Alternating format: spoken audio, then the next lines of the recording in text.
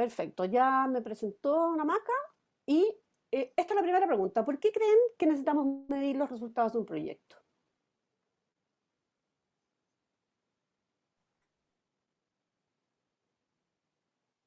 Diego, Si se están haciendo bien las cosas. me gustó mucho lo que dijiste. Y Otro Son, ver más. si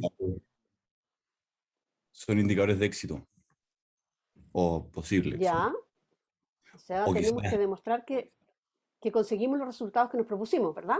claro, indicadores para ver cómo vamos con los objetivos propuestos. Perfecto. Me gusta mucho lo que están diciendo, porque la mayoría de las personas cuando uno pregunta indicadores habla del final del proyecto, si logramos lo que teníamos que lograr. Evidente que hay que medir al final, ¿no es cierto? Pero ustedes han usado algo que no es habitual que la gente se dé cuenta. Hay que monitorear los proyectos. En algún momento, imagínense el mal negocio que es empezar un proyecto, desarrollarlo entero y nunca haber monitoreado nada, el proyecto es un fracaso al final. Si uno mide en la mitad del proyecto, uno puede tomar decisiones rápidas, puede pivotar, puede cambiar si es que las cosas no están resultando, ¿ya?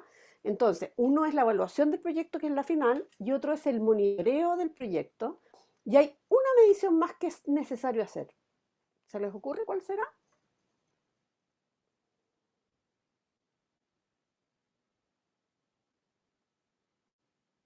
Algo así como evaluar a lo mejor el proyecto. Sí, pero tú vas a construir unos indicadores que ya vamos a ver lo que son para saber si tu proyecto tuvo éxito o no. También vas a construir otros indicadores para medir cómo va avanzando el proyecto. ¿Y se les ocurre qué más hay que medir? Los recursos humanos, Medir el alcance. O al comienzo Esos como son los resultados. al comienzo igual hay que medir, o más que medir, hay como que tantear el terreno, saber cómo está o cuál es el estado actual para poder comenzar a actuar y poder empezar a desarrollar el proyecto. Exacto. Muy bien. Y ahí les doy el primer concepto. Uno tiene que, para poder evaluar si algo salió bien o mal, tiene que medir cómo estaba la situación antes. Y eso se llama línea base. ¿Ya? Supongamos que ustedes están haciendo una solución habitacional para un campamento. La línea base mía sería cuántas familias no tienen techo sobre su cabeza o cuántas viven en carpa. ¿Ya? Para yo poder comparar lo que había antes con mi resultado final, ¿ya? Porque si no, no hay comparativa, no puedo demostrar cómo me fue en el proyecto. Y otra cosa importante, que hay otra forma que se puede medir esto, es un concepto que se llama grupo de control. O sea, si yo aplico un proyecto o una iniciativa a una comunidad, eh, puedo tener un equipo de control donde no apliqué esa solución y puedo medir las diferencias entre las dos. Esa sería otra forma de medir una línea base. ¿Se entiende? Lo que me interesa es que se queden con eso, es que es muy importante medir al principio, muy importante monitorear cómo avanza el proyecto y muy importante evaluar al final del proyecto. La evaluación del proyecto generalmente es cuantitativa, ¿ya? De números. Sin embargo, el monitoreo no necesariamente es cuantitativo. Yo puedo hacer acciones, cuánta gente asiste a las reuniones, puedo tener una reunión semanal de check-in, etcétera, etcétera. ¿Se entiende? ¿Sí? Ya. Pero ¿qué ha ido pasando? Es que hoy día, ustedes lo saben mejor que nadie, por eso están donde están, tenemos la urgencia de hacer las cosas con otro sentido y pensar las cosas de otra manera. No podemos seguir haciendo lo mismo de siempre. ¿Y por qué? Por toda esta cantidad de temas que nos están rondando como sociedad, la cantidad de población que somos, los secuelas que nos dejó el COVID, la forma en que nos vamos a relacionar, la forma en que nos vamos a trasladar, a convivir unos con otros, nuestros espacios arquitectónicos están siendo afectados, el sistema de transporte se está reinventando, el auto es un elemento que dejó de ser un buen invento, el auto necesita reinventarse, eh, y estamos empezando a transportarnos de otra manera, abriéndonos la mente a otras posibilidades, se genera innovación. Estamos con los temas de delivery y también la robotización y la digitalización de todos los temas que nos quita lo que ya sabíamos hacer y tenemos que empezar a reaprender o reinventarnos en nuestros oficios. Ha impactado la tecnología en la educación. Evidentemente, estos medios digitales nos están dando unas posibilidades que tienen muchas cosas a favor, entonces vamos a vivir en este mundo híbrido de lo presencial y lo digital. Estamos preocupados del medio ambiente, ya ven la COP cómo está. Estamos con urgencia respecto a estos temas: energía, agua, consumo del agua, agua para la agricultura. Nos preocupa la salud, la alimentación, pero especialmente la tercera edad, y no la tercera edad entendida así como las pensiones, que es lo que generalmente escuchamos, sino la tercera edad también como una etapa de la vida donde tú todavía estás vigente, todavía eres autovalente, todavía te quieres integrar, todavía quieres aprender, todavía quieres desarrollarte, y mientras más potenciemos al adulto mayor, mejor calidad de vida tenemos. Entonces hay tremendas oportunidades aquí. Tenemos los temas de migración y cómo Chile ha ido haciendo una cultura mixta ahora. Me imagino que ustedes ya se habrán dado cuenta cuánta gente se peina de una manera especial, cómo hemos cambiado nuestros consumos, cómo hay palabras que hemos adoptado y cómo hay chilenos que son hijos de migrantes y chilenos y son parte de nuestra sociedad hoy día, súper integrados. Tenemos una crisis de consumo, el consumo por el consumo ya no es viable, el mall chino, que es, como yo digo, que es la demonización del consumo, no sé si lo conozco, que es el mall chino, que en cada pueblo de Chile hay un mall chino y es plástico, plástico, plástico. Ya no podemos seguir viviendo así. Y han aparecido conceptos que son sumamente importantes. Me voy a pasear por 4 conceptos que quiero que ustedes sepan siempre, que esos conceptos son temas de medición. ¿Cuánto de esto tengo yo en mi proyecto? ¿O cómo integro este tema en mi proyecto y lo demuestro en mis indicadores? ¿Ya? El primero es economía circular. Me imagino que ustedes ya se relacionan con este tema. Esto era la economía lineal que teníamos antes: producíamos, usábamos y consumíamos y desechábamos. Y no nos interesaba cómo desecháramos mientras se llevaran la basura de nuestra puerta. Sin embargo, hoy día estamos metidos en una economía circular donde el productor, el consumidor y el sistema de reutilización, no de reciclaje, sino que de reutilización, que no es lo mismo que reciclar, deben estar integrados. O sea, el productor es responsable de cómo produce, de dónde es su materia prima, de cómo contrata a las personas, de cuánto daño le hace al medio ambiente cuando produce. El consumidor es responsable de qué consume, cuáles son sus elecciones de consumo, cómo beneficia al medio ambiente con su consumo, cómo beneficia no solo al medio ambiente, sino que la sostenibilidad desde el punto de vista de los empleados que hay detrás de un producto o servicio que yo estoy requiriendo, a quién le estoy comprando. Y ambos somos responsables de cómo desechamos, ¿ya? ¿Por qué el reciclaje no es la única solución o no es la mejor solución? Es una de las soluciones, pero no es la mejor, ¿saben? Porque quizás la gente como que se apoya un poco en que, no sé, yo compro una botella desechable, la uso, la reciclo en vez de tirarla a la basura y ya hice como mi parte al final, ya me estoy contaminando quizás, pero al final esa como confianza que hay en el reciclaje termina por afectar más quizás. Sí, buena observación, Raimundo, interesante tu punto de vista. Pero mira, lo que pasa es que cuando toda la gente dice, ay, si el cartón es reciclable, ay, si la botella es reciclable, el reciclar como proceso gasta energía,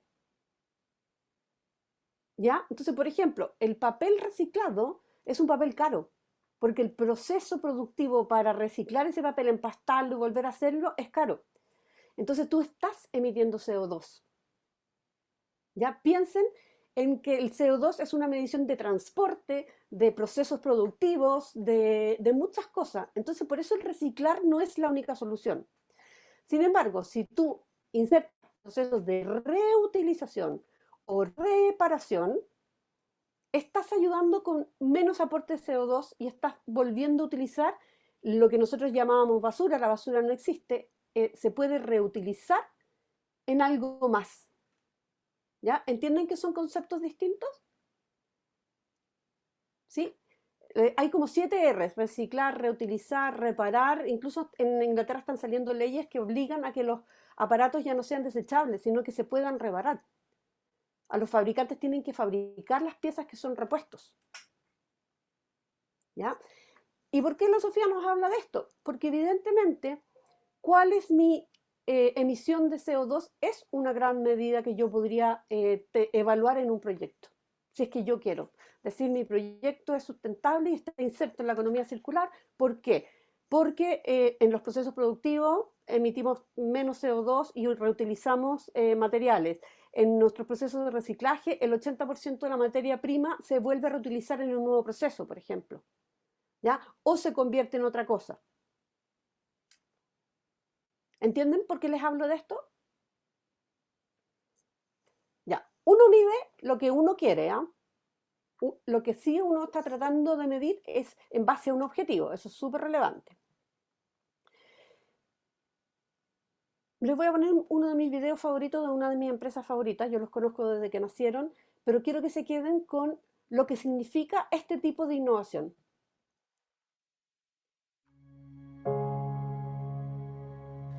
This is not about creating the best products.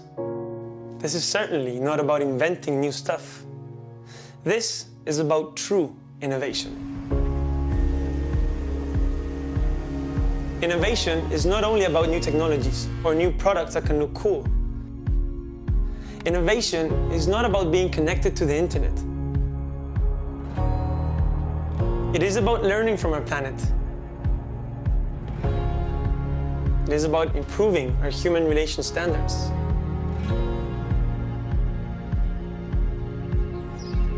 Our conception of success. Our understanding of what a real improvement is. There is no true innovation if we're not really improving something. To really improve something, we need to change how it's made. We need to change the true purpose behind what we're doing. To really innovate, we have to forget about the future and start thinking about the present. Start sharing what we have and what we feel. Start observing who's around us. We have to start really living. We will not become more by defying nature. We will become more by understanding it and joining it.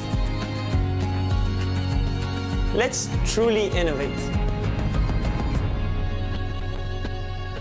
Let's look at the world from a different point of view. Bueno, me imagino que conocen los anteojos Karun. ¿Ya? Se fijan que esto es un propósito, que ustedes ya tienen que saber que lo que son las empresas con propósito. Pero es muy difícil medir el propósito, ¿ya? Porque esto es lindo. Karun, aparte de confeccionar los anteojos de la manera que lo hace, con materiales, es una empresa B y trabaja dentro de la economía circular y además produce con materias primas que son reutilizables y se recogen en las redes del mar y en un tiempo se hicieron con lengas muertas, etc. Karun tiene la responsabilidad de ayudar a comunidades, sobre todo en Cochamó, ¿ya? Y Karun, para demostrar que hace todo esto y para que le hayan dado certificación B, tiene que medir ese impacto. O sea, levantar un proyecto y decir, con las ventas de los anteojos, con la venta de las redes de pescadores, nosotros les generamos un sueldo a los pescadores, porque ellos nos dan la materia prima y nosotros la reutilizamos y se la compramos a un precio justo. Entonces ellos tendrían que demostrar cuántos pescadores o familias de pescadores están afectados a este empleo, qué hacían antes y cómo han mejorado su ingreso, cuánta descontaminación se puede producir desde el océano podemos medirlo en toneladas de material recogido, por ejemplo.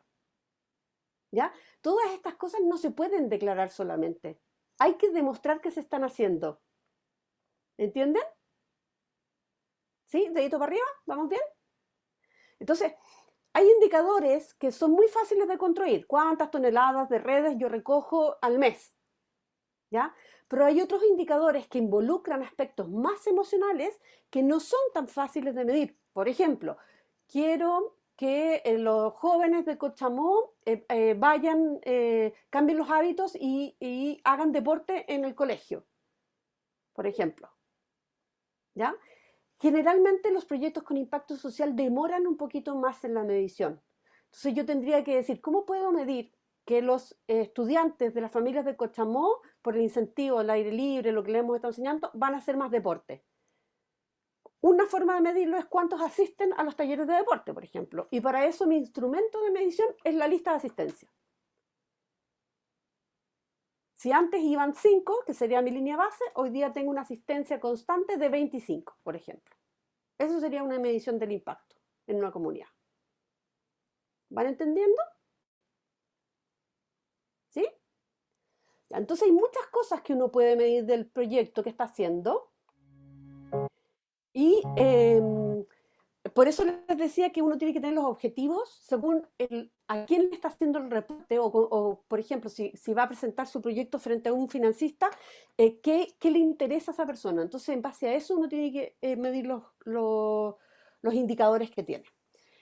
Después está otro concepto, que es la economía colaborativa, que también está presente en muchos proyectos. ¿Se les ocurre en qué se basa? En la colaboración, obvio. Pero ¿cuál es aquí la moneda de cambio? ¿Qué es lo que apalanca la economía colaborativa? Que exista un problema y alguien como que quiera solucionarlo. Eso como- generalmente, eso involucra cualquier desarrollo de proyecto. Pero la economía colaborativa nace de todo el desarrollo que tenemos en redes sociales. ¿Por qué? Porque aquí pasó un fenómeno. Y es, lo más importante de la red social es la reputación. Si tú tienes mala reputación, sonaste. La credibilidad se basa en tu buena reputación, en tus likes, en la opinión que los demás dicen que tú tienes de un producto o servicio, ¿ya?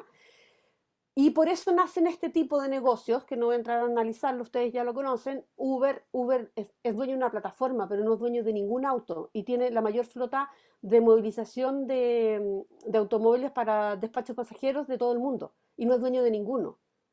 Él se basa en la confianza y de un usuario que tiene una necesidad y de un usuario que tiene una oferta, ¿ya?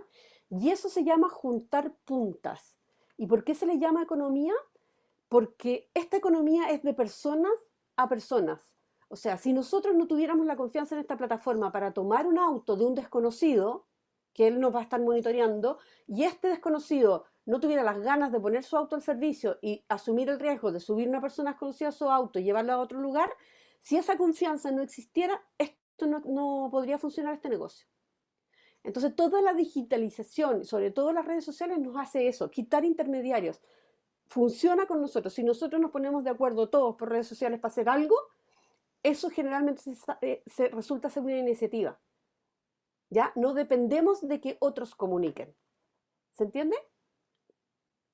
¿Por qué es importante esto? Porque ustedes hacen proyectos con comunidades de personas. Entonces, entender a las personas, alinear a las personas, escucharlas, ponerlos de acuerdo, respetarlos, contextualizar uno, aprender de su entorno antes de generar un proyecto, es súper bueno poder hacerlo, y las redes sociales son una buena herramienta para eso. Para la comunicación entre la comunidad, para poder colaborar y co-crear con la comunidad. ¿Ok? ¿Se puede medir la colaboración de una comunidad? Por supuesto. ¿Cuántos participaron del proyecto que yo estoy? ¿Cuántos participaron de una capacitación? ¿Cuántos participaron de un taller? ¿Cuántos vinieron a construir el pozo de agua? Etcétera. ¿Ok? Otro tema donde vemos a las personas es cuando los encuestamos o les hacemos una entrevista. ¿Qué le pareció el taller? ¿Qué le pareció esto? Ahí también tenemos otra métrica de medición de proyectos. De 20 personas que fueron al taller, 19 calificar en el taller como productivo. ¿Ya? Eso es una métrica. ¿Sí? Seguimos. Pegadito a la economía circular y a la economía colaborativa está algo que hoy día es fundamental en los proyectos sociales y es crear valor para ti y valor para otros. Hay ustedes no sé si han visto modelo de negocios, pero hay una premisa del modelo de negocio que es súper fácil de entender y que le da sentido a por qué un proyecto social tiene que tener un modelo de negocio. No es viable hacer un proyecto que no cree valor para ti y que no cree valor para otros. Evidente que mis productos o servicios o lo que yo haga tiene que crear valor para otro, pero al mismo tiempo tiene que crear valor para mí. Y ese valor a veces puede ser no monetizable. Por ejemplo, me hace sentir bien algo, me conecta con mi vocación, ¿ya? Eso te va a mantener constante en un proyecto, ¿ya? Porque si no, son voluntariados y los voluntariados tienen el problema de que a corto plazo pierden energía. Entonces hay que estar todo el tiempo incentivando, motivando, etc. Entonces es súper importante que aunque sea un modelo de negocio sin fines de lucro, la sustentabilidad económica detrás de un proyecto es muy importante. ¿Y cómo se define lo que es valor compartido? Este es un ejemplo súper didáctico. Aceites Oliva es una pequeña fábrica ubicada en el poblado de El Olivar, que tras concretar un negocio importante, duplicó su demanda. Tenemos que crecer mucho y no podremos hacerlo solos. Hay que involucrar a la comunidad para que sean nuestros socios, decía don Reinaldo Oliva, el dueño de la fábrica. La empresa creó programas especiales para capacitar a sus nuevos proveedores, todos habitantes del pueblo, lo que requería instrucción para un buen uso del agua, profesionalizar sus técnicas de cultivo y lograr así mejores productos. El costo era alto, pero Aceites Oliva sabía que a largo plazo esto sería rentable. Les enseñaron agricultura eficiente y cooperativa, lo que les permitió conocer la cantidad y la calidad de las aceitunas producidas por sus vecinos, que eran recopiladas y trasladadas por don Eusebio, dueño del único camión del pueblo. Mientras más toneladas trasladara, mejoraban sus condiciones de pago y, como consecuencia, la calidad de vida de su familia y sus ayudantes. Tras un año, Aceites Oliva duplicó sus ventas, transformándola en una de las más importantes en su mercado y, a su vez, la más querida por todos los habitantes del pueblo, ya que incorporaba cada día más a nuevos trabajadores con el mismo espíritu de mejora constante en las condiciones de trabajo. La empresa estableció relaciones de confianza con su comunidad, donde ambos son parte del desarrollo que se genera. Aceites Oliva construyó una nueva escuela, un consultorio y permitió la llegada de nuevos comercios. Es tanto el camino recorrido juntos que la comunidad siente a la empresa como propia y la cuida.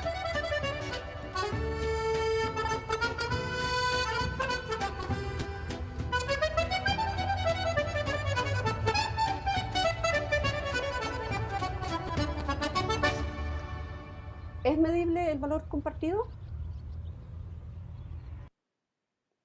Sí. ¿Cómo se les ocurre que lo podrían medir? En este caso. Por el crecimiento de la ciudad. Perfecto. ¿Cuántas personas, el mejoramiento de la calidad de la vivienda, la construcción de escuelas? Lo único que siempre tienen que saber es que hay que tener una medida comparativa, el antes y el después. Y hay otra cosa súper importante. Aquí podríamos medir muchas cosas porque es un proyecto a largo tiempo, de largo plazo. Pero uno, para medir, también tiene que tener una unidad de tiempo. ¿Ya? Ponerse una unidad de tiempo determinada. Ustedes la eligen. Puede ser un proyecto a corto plazo, puede ser un proyecto a largo plazo. ¿Ya? Pero cuando ustedes digan, mis indicadores de éxito van a ser estos, yo estoy diciendo que en un año vamos a lograr tal cosa, en 6 meses vamos a lograr tal cosa. ¿Ya? Eso lo vamos a ver un poquito más adelante. Y por último, no quiero que dejarlo en el tintero, es la economía naranja o la industria creativa, que se dice que va a ser el motor del Chile que viene. ¿Qué es lo que es la industria creativa? ¿Alguien sabe?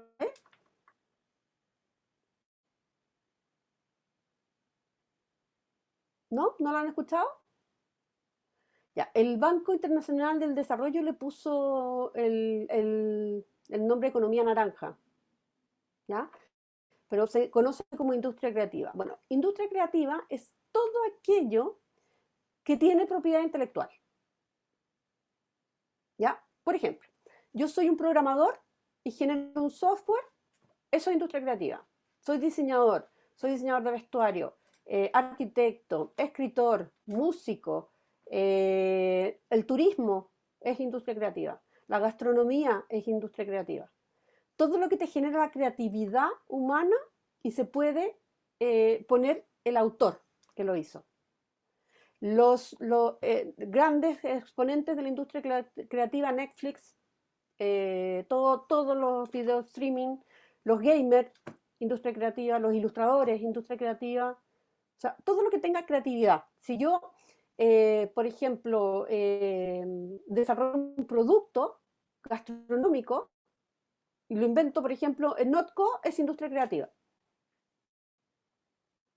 ¿Ya? Entonces se dice que Chile no va a poder vender el cobre más caro, ni vamos a hacer, nosotros solemos como exportar a granel. ¿Por qué? Porque nuestros costos de distribución son tremendos, porque quedamos muy lejos de todos los grandes centros mundiales económicos. Entonces nuestros productos, para estar allá, uno, no tenemos fábrica en Chile, y dos, para estar en el mundo son muy caros de transportar. Entonces el único espacio donde nos queda para crecer, y a ustedes lo pueden estar viendo con todo lo que está pasando con el emprendimiento, es en la creatividad, la industria creativa. ¿Ya? Y si ustedes analizan cuáles son nuestros unicornios, tenemos poquitos, pero cuáles son, vienen de la industria creativa, de la tecnología, de la investigación, en fin, del desarrollo creativo de la mente. ¿Ya? Ahí les dije ejemplos. Por ejemplo, la artesanía, con un poco más de diseño, está en la Petlam. Aquí esta historia es un estudio español que trabajó con el rescate cultural de don José, y le enseñó a diseñar esto y reutilizó, no recicló, reutilizó las botellas PET y creó la Petlam. Y una cosa que valía 20 lucas, con suerte, pasó a valer entre 120 y 200 mil pesos. Porque no solo estás comprando la estética, estás comprando ni la utilidad ni la usabilidad, estás comprando lo que significa para ti. Y sabes que detrás de esa pantalla hay un hombre que está rescatando una cultura y hay una familia chilena, artesana, que le estás dando sustento. Entonces, los objetos dejan de tener valor solo por lo que son en su usabilidad o cómo se ven. Y nos adentramos en la economía de la experiencia. ¿Ya? Y la experiencia es algo que va siendo memorable, y a medida que esa experiencia es más memorable, nosotros podemos subir el costo de los productos y servicios. ¿Ya? El gran ejemplo aquí es Sal Lobo. Sal Lobo se vendía a 1.000 pesos el saquito de sal. Inventaron el salero, que lo puedes llevar a la mesa y se vende a 3.000 pesos. Después inventaron las sales con hierbas aromáticas, se venden a 4.500 pesos. Después inventaron el molinillo con las especies chilenas y todo, y esas se venden a 6.000 pesos. Entonces tú, a la medida que le vas agregando valor y experiencia a las cosas, puedes ir cobrando más. ¿Vamos bien? Ya. Y el último concepto es empresas de triple impacto, ¿ya? Como ven, la palabra impacto está en todo. ¿Y qué significa? Son las famosas empresas B, que tienen un impacto positivo en lo social, o sea, se preocupan de las personas, ¿ya? De las comunidades, de dónde ejercen su productividad. Son sustentables económicamente, o sea, tienen un modelo de negocio que es sostenible detrás, ¿ya? Es un negocio que es viable y se preocupan del medio ambiente. Esas son las empresas de triple impacto o de triple hélice.